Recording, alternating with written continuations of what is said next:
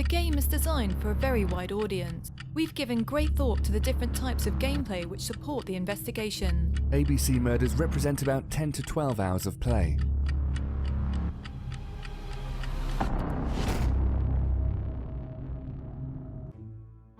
What are the different features offered by Agatha Christie, the ABC murders? The work done on the game concept was essentially work on the gameplay mechanisms which best enabled the portrayal of the person of Hercule Poirot, who is a relatively strong character with very pronounced personality traits. Hercule Poirot was such an intellectual character that it was necessary to intellectualize as much as possible the game's mechanics. Hercule Poirot is not very manual, and he's even ever so slightly affected. He does not handle many objects. Everything happens in his mind. We have the brain mode, which requires the player to choose the correct clues in order to answer a question. For example, what time was Mrs. Asher, the first victim, killed?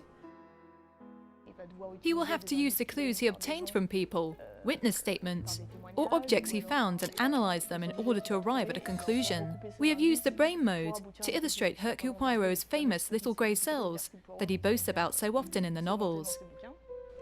There is also a psychological aspect. This is Hercule Poirot's main asset.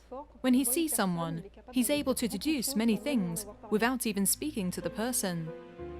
This is portrayed through the summary mode that reveals Hercule Poirot's very sharp sense of observation. It illustrates the fact that he always has a slightly psychological analysis of the characters he observes. Thus, he is able to deduce whether the person he is speaking to is sad, or if a comment or a remark has had an effect on him. We also have the interrogation mechanism, commonly found in investigation games, where you are face to face with a character and you have to choose the correct response in order to obtain the maximum amount of information.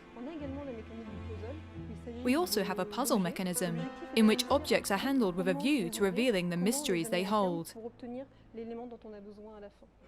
In ABC, there are many puzzles, more than 15.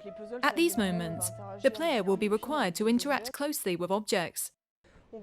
The player will be faced with objects packed with tiny mechanisms, which once opened, become something relatively complex, as well as even smaller, more secretive objects, such as a box, which might in appearance seem to be very small but, although we do not know what it holds, also proves to be filled with mechanisms.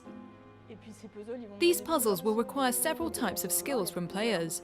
Some puzzles are based more on observation, and you have to turn the object in all directions in order to find information or instructions engraved on it.